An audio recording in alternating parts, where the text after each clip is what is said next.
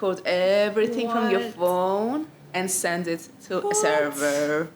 No, that's actually so Viruses scary. transmitted through GIFs. Well, yes. Can't be funny anymore on WhatsApp.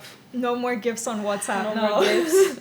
Welcome back to Legal with Ease. I am your co-host today, Danny, the CMO of Formula, joined by Vio, who is the COO of Formula. And today we have a very special guest. Maria, do you want to tell us a little bit about what it is you're doing currently? I'm Maria. I'm the co-founder and CEO of Malloc. Malloc is an AI-driven cybersecurity startup focused on mobile security. So we try to monitor and prevent anyone from recording or transmitting data without your knowledge.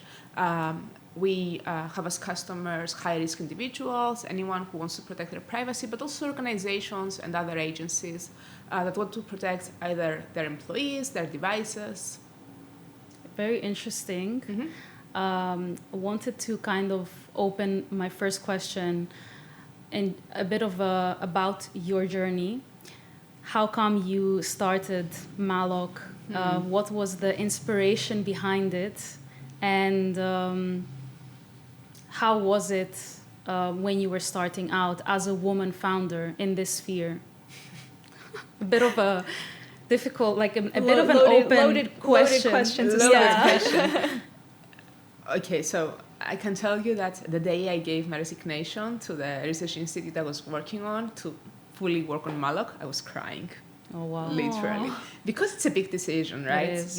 You leave from somewhere and to start something new, which at the moment I didn't have an idea. I mean, I had a really good impression, a really good, how do you call it? I was thinking that this will work. I was understanding that there is a market for this. I was like maybe 80% sure that the technology is gonna do the work. But still, if you don't have a product in the market and if you don't have customers, you don't know how this is going to go. So it all started years back when I started noticing that we were talking about things and near our phones and social media started showing relevant ads. I don't know if this happens. Yeah, like so talking many about times. all something, the time, yeah. like about shopping or whatever. Yeah. So I was like, how are they doing it? And okay, I was working at Google before, so I had an understanding of how data are processed and filtered. But I was like, okay, are they collecting our search history? Is it our location? Do they open our microphone? Is it things that people nearby us that have searched about? What was it? And how can we detect it? So my background is in computer science. I did a PhD in machine learning. So I was like, okay, what if we can put a model on the device that will monitor everything that is happening, like the camera, the microphone, the apps, everything, and detect whether a recording or a transmission was normal or abnormal. Wow. That was the idea. I started working on it. And at the moment, the Research Innovation Foundation of Cyprus was giving out some grants for new researchers who had ideas that can have international commercialization impact, the pre-seed funding. Yeah. So I was like, okay, why don't we give it a go? And we did, and it went well. We started building the product, and yeah, here we are today. Wow. Wow, what a journey that has been. That it's actually so impressive. We just have to let you know that. Yeah. I wanted Not an to... easy journey. Not an easy, never, but the journeys that are not easy are always the ones that are the most worth it.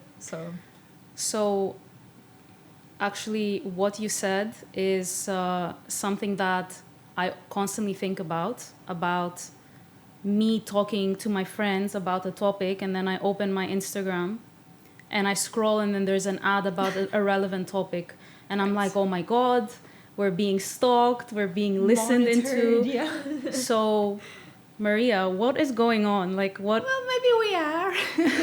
Well, there are patents, I mean, that actually describe exactly how this is possible and how they do it. How do they do it? Well, From a legal standpoint, how is this allowed as well? I don't know. Like, I mean, we're in Europe, it's supposed to be a very like, regulated market yeah. in terms of GDPR, privacy, etc. There are ways that companies identify, it could be through your microphone, through the gyroscope as well of your phone, and other like fancy ways to detect it. But what we learned from our journey and the research that we do on this subject is that the best way to block the traffic is from the network. So it can happen, anything can happen on your phone, but if you protect the data before leaving, then you're safe. So this is why we emphasize on the network protection in particularly. We try to understand what domains are associated with spyware, with phishing, with unsecure traffic. We try to detect abnormal traffic behavior and block it just before they leave, so that you're safe and your data are safe as well. That's very interesting. Yeah. That's actually like, I think that it's actually quite a necessary thing nowadays, because obviously with how much our phones are glued to us, I imagine there's a lot of sensitive information that goes into it. Yeah. So would you say that means these companies are finding like essentially legal loopholes in order to carry out this like data phishing basically? They're not really legal loopholes. I think that like legal people don't understand the technology behind it yet, so they cannot so is regulate that where it. There's like that? So it's basically unregulated because there's no way for them to understand. Because they don't understand. Yeah. Let's get the example of like Pegasus spyware and WhatsApp, right? Yeah. So the way that the spyware attacked at WhatsApp was basically through a library in iPhones and in WhatsApp that was rendered in GIFs, like those little images the animated images. The animated images. So what happened was that they inserted into the image some code, which when it was rendered by the library, the code will be downloaded into your WhatsApp, open up a little operating system, record everything from your phone, and send it to a server. No, that's actually so scary. Viruses transmitted through GIFs? Well, yes. Can't be funny anymore on WhatsApp. No more GIFs on WhatsApp. No more GIFs. So how can you regulate this, right? I mean, now I think the latest news on that is that the US actually banned the company that was building Pegasus to actually attack WhatsApp. Wow, yeah. But you can never know, right? I mean, they can find another library. The latest hack was through Apple Music, for example. Of course, links is another way that they send you a link, you click on the link, download something on your phone without realizing it. There are other attacks that affect the network as well. So they may hack like the internet service provider, and you go to www.google.com, but it redirects to somewhere else. There are so many ways that someone can get a spyware. That's actually crazy. So privacy is really important nowadays. Then it's important to be diligent, I suppose. And I think the more that you use technology and AI, we need to be a bit more conscious of what data we give out, and understand that, I mean, it's nice when, I don't know, like Netflix recommends a new movie or Spotify says, oh, this song is perfect for you, or I don't know, you find on Instagram something like a bag or something to shop. But what happens when those data go to the hands of someone whose motives are not so nice, right? Yeah. I mean, what can happen after that? For example, try asking like one of the agents, like ChatGPT or whatever, what do you know about me? What the internet knows about me? You'll be surprised. Sometimes it's a bit... they know a lot. But actually, on this AI topic, because you are an AI privacy tech company, and AI and privacy nowadays doesn't really mesh well. So I wanted to ask you a little bit about that, and what do you think? I mean, how does it work with GDPR and crossing this line of privacy and AI? Well, okay, there is traditional AI, which is how it works. You collect data, you send them on the cloud, there's a model, the model gets trained, and you do inference. So you ask the model things and the model replies. Yeah. That's like the traditional way to do AI. But nowadays, there are also other methods that are privacy preserving. Okay. For example, one of them is federated learning. What happens is that, yes, there is a model with some pre-trained knowledge, public knowledge, but then you can use this model on the device, and it can continue learning on the device with your data only. So it's closed source. It's not closed source, it's still open source, but it's on device. Okay. So it doesn't send your data to the cloud. Okay. It may send knowledge like some weights, which are like numbers that they don't mean anything for humans. So it will continue training on your device, send the updated knowledge on the global model. The global model gets updated, and then, for example, this is one of the methodologies that we can do. There are other AI models that learn on encrypted data. So we can train them on encrypted data. And this is actually something we started doing at Malloc as well. So we detect what type of traffic you are sending out. Like, is it images? Is it photos? Is it video? Is it streaming? Is it browsing? On encrypted data. So even us, we don't open the packets to see your traffic. We have no idea what type of data you're sending. But we can detect the type of the data by training a model to recognize encrypted data types, data payloads. Okay, wow. So there are ways, I mean, either on device, either these privacy-preserving methods, either, there are also privacy-preserving way to store the data.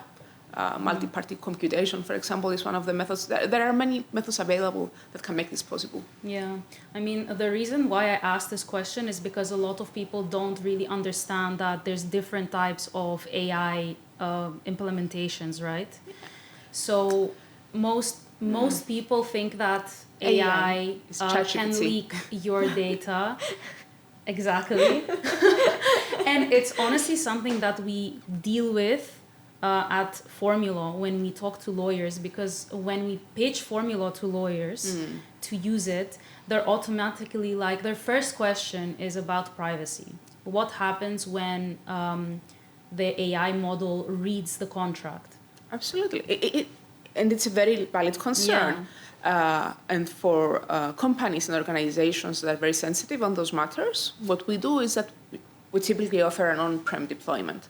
So you can actually deploy the model and the servers and the databases, everything on their infrastructure, right? So no data exit the company at any way. You don't get the models back. If you agree with them to get the trained knowledge, you can. But other than that, the models, the data, everything stays within the company. This is something that, this is how enterprise software work anyway, like right? Enterprises that can afford it, basically, to have an on-prem model. Yeah, and this is how it was working before AI, right? So That's AI is now it's making things faster, it's making things more automated, it's providing you more knowledge from your data, but it's still a software that runs on a device. Do you think that people should be more wary about the things that they tell ChatGPT and the things that they tell AI nowadays? Because it feels like obviously it's become so widespread that people use it for everything, literally everything. Like, so people use it as almost like a therapist, or even just to Google what kind of clothes they should wear maybe for the weather outside. Like, it's so widespread. Do you think that obviously now with people using it for really personal things, do you think they should be more wary and more careful? Absolutely. I think it was Perplexity or Claude that was, someone found the data on open servers, so you could actually see what people have been questioning on those chatbots.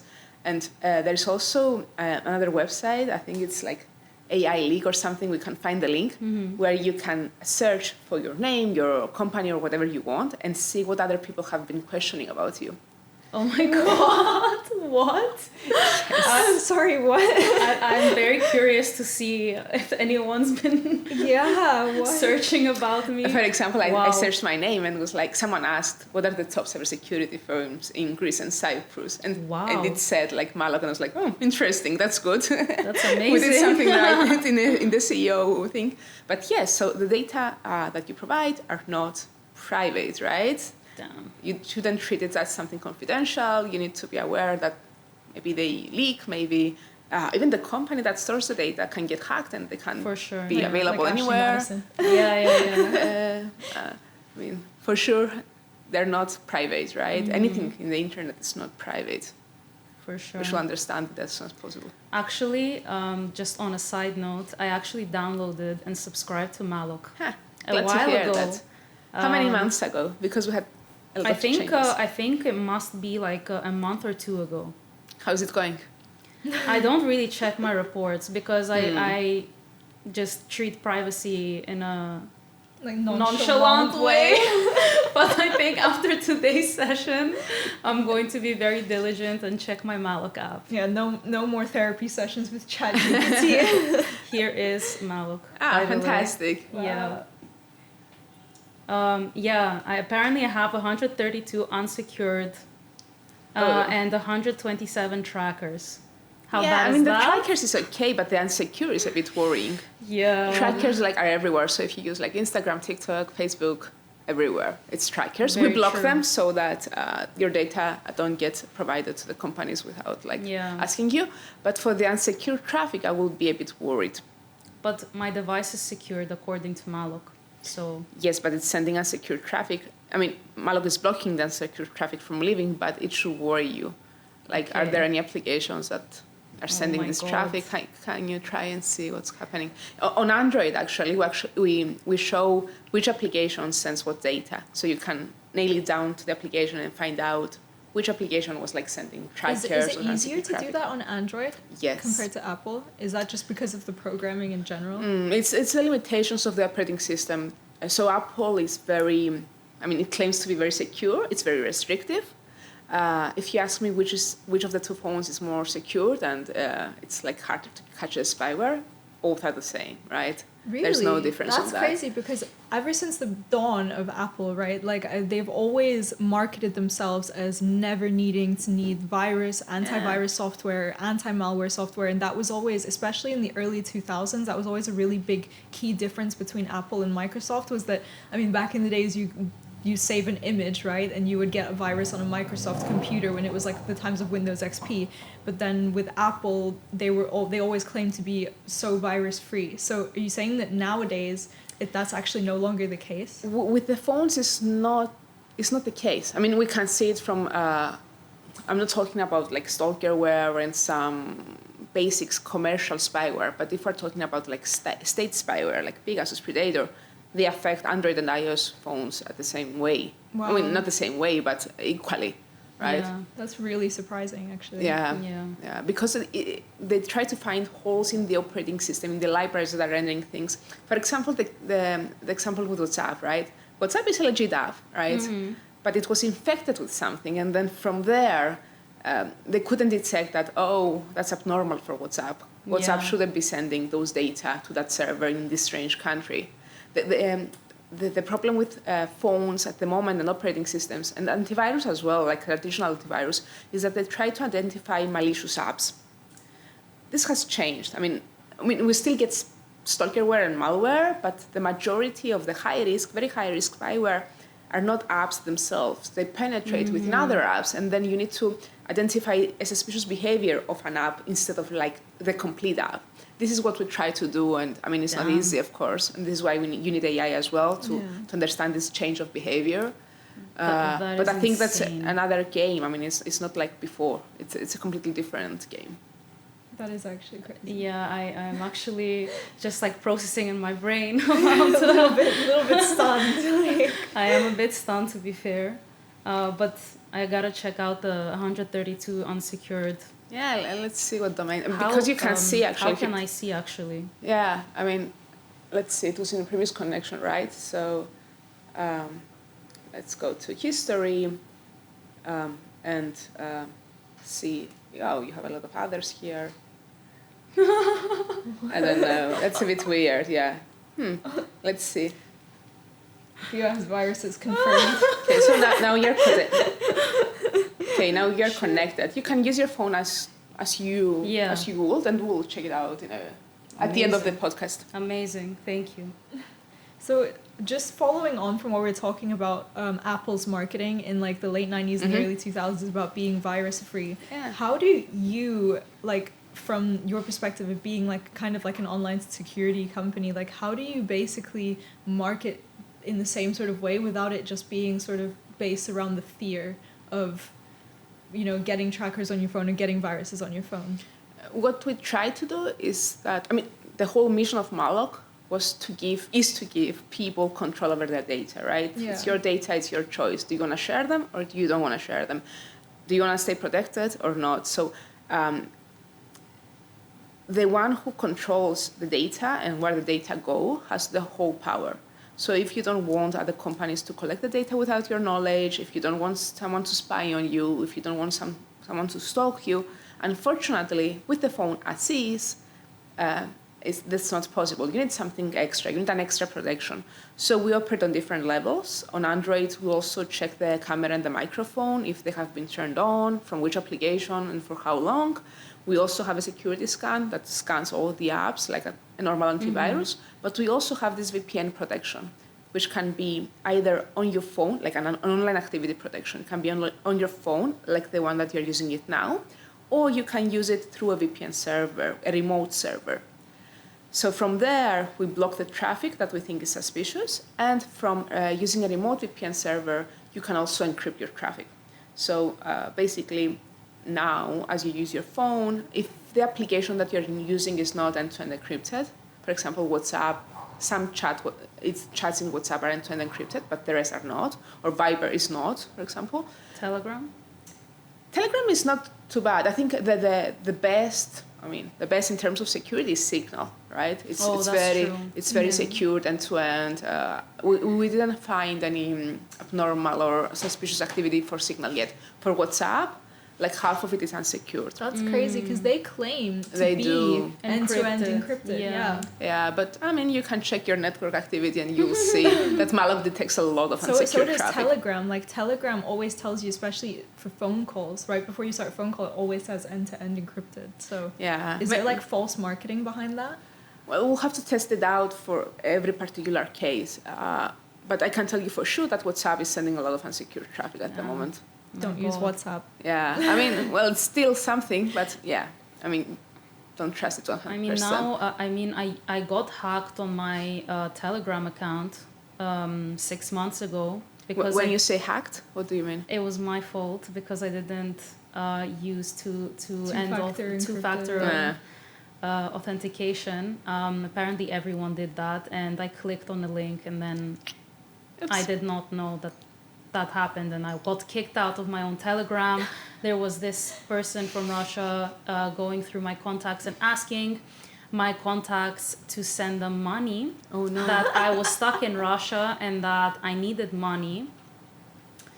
And some people almost fell for it. So, I mean, I know that it's not really the topic of, but it's still a topic of privacy. So that's exactly the topic. And what we also try to do is we try to block those links. So if you click on it, it's gonna protect you. It's not gonna go to the actual website. Amazing. Phishing, all these links, which we try to detect them and protect it. I wish I installed Malloc on my phone 6 months ago. Yes, and be careful what you click on. And that's very true. And you know what? Like, I feel really bad for the elderly generation that actually gets scammed like all the time. They have no idea, and there's no like easy information that's digestible for them to understand, you know. And you say about the elderly people, but the other day I had a friend of mine, a computer scientist, a software engineer, who's all days. It happens to the best of us. Exactly, and I think he received a message that you can get like AirPods Pro because he had points in an internet service provider or something, and he was like, why not? Let's get the AirPods, and he entered his card details and. Insane. What do you think about all these text messages people have been getting recently in Cyprus that say they're from like the post office? Yes. Those ones are so rampant nowadays. Yeah, they are. I mean, this is why we build tools like Malloc, but this is why we also need to educate people, right? I mean, and children and elderly people as well. Yeah. And now with AI, it's getting even worse. I mean, I was watching someone showed me a video with a cake. I think it was my co-founder the other day. Like it was this AI generated video that was making a cake, a beautiful cake, and I couldn't tell if it was a human or a AI generated video. Mm-hmm. So the same happens with all these phishing attacks, the spamming attacks. You can't really tell. Yeah, they're getting more and more sophisticated by the day. It's crazy. Especially the AI generated content on the internet now is insane. Like now the amount of deep fakes that you can make, like there should start being some sort of like legal legislation that kind of like prohibits a lot of this stuff, because obviously a lot of it can be very detrimental to someone's entire politically. Yeah, I mean, we saw Obama, we saw Mark Zuckerberg talking about things, Trump as well. The Pope with a really nice Trump even Balenciaga. shares deep fake videos of himself on his own Twitter doing crazy stuff. Like let's not get there at this podcast. So let's not get political. I wanted to steer the conversation a little bit in a different direction because we've touched a lot on privacy, but the podcast kind of wants to bridge this knowledge gap for other founders as well. So wanted to ask you, as a woman founder, like, how was your journey in dealing with the starting stage and even the current stage of your startup? Because especially in privacy, we don't really see a lot of women founders. No, it's a very male-dominated field. For sure. So how do you navigate the industry? It's not easy, of course. And you try to navigate it with any way that you can find to navigate it, right? I mean, particularly at the beginning, starting up was. I mean, a lot of people were very skeptical about that.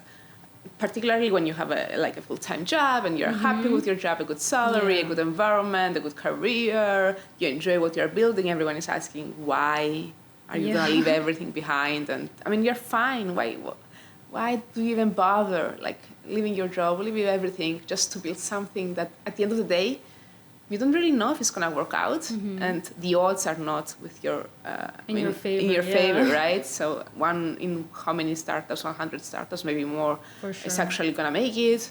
I think for female founders, it's like 2%, the percentage of they get invested for like the pre-seed funding or seed funding. It's very, very, very low all over the world. Yeah.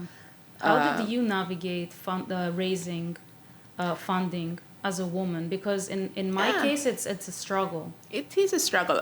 So we got the pre-seed grant. So we started developing the product. We're making revenue, which was good. So investors saw that, okay, you have revenue, you have a little bit of traction. Yeah. We had people that wanted to invest.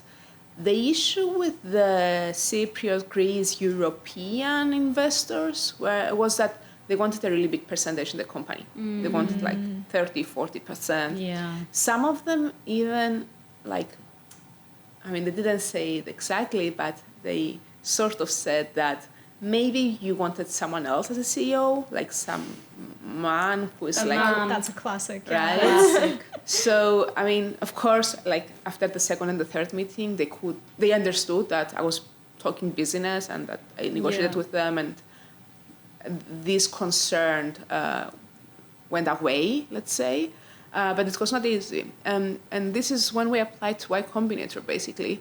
And they have this really good standard deal, and from there we got more traction.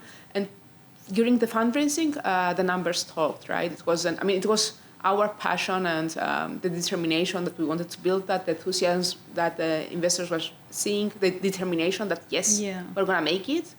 But beyond that, it was basically the numbers.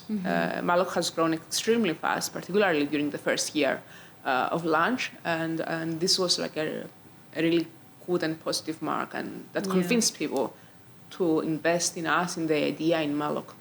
And I can assume that after Y Combinator, a lot more people, this gave you, in a way, like so much legitimacy that you are an investable startup. Absolutely. I mean, people started seeing it differently, and the traction also helped, right? So if you have customers, it always helps. If you are making money already, they say, okay, something is happening here. What also helped was to find people to work for us. So, in Cyprus, it's a bit difficult to find good engineers and people that really, really want to work in a startup. So with this badge from the Y Combinator, we attracted people who are interested in startups, understanding. I mean, in startup, it's not 9 to 5, right? It's like a full. It's a 24/7, 365 sort of situation. So you attract the right kind of people, those who understand what this is about, what we're doing here, we're hustling, we're building, we're rebuilding again until we make it right. And this was like very, very beneficial for us. What would your one advice be for a woman founder who wants to who hasn't started something but really wants to and doesn't know how to? You just need to start.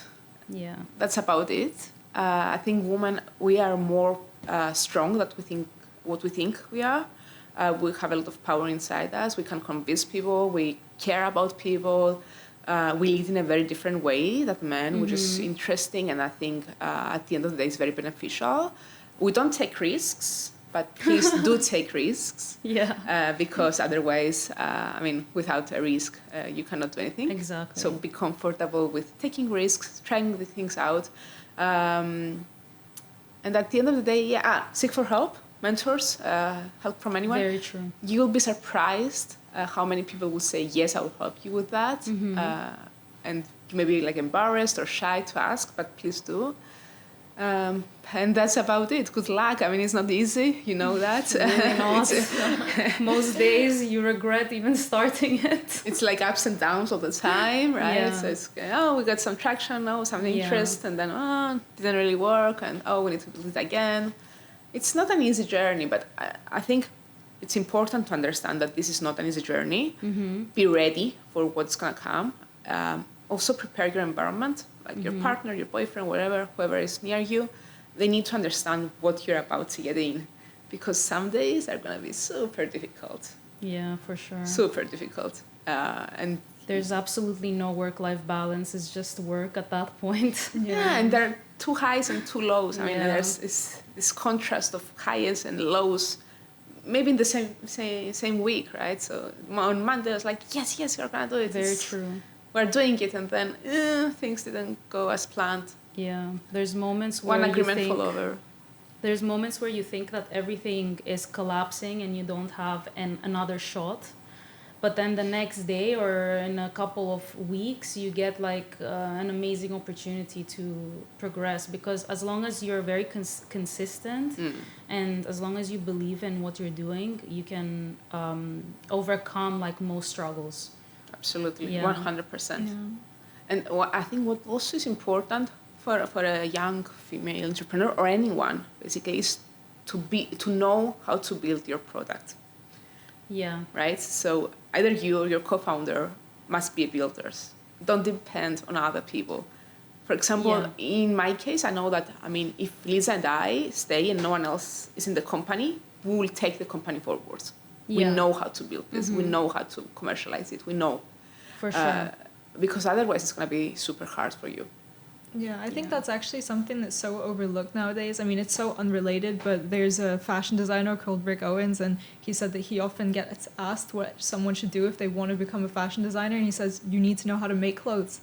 And I think that even though that's about fashion, it really translates in every industry. If you're getting into something, you need to know how to do it. You can't just be like, I'm going to buy an app that does this, and I'm just going to find some developer that does it. Like, you actually need to know yourself what you're doing. Yeah. You need to be able to, like you said, if there was no one else there, can you still do this on your own?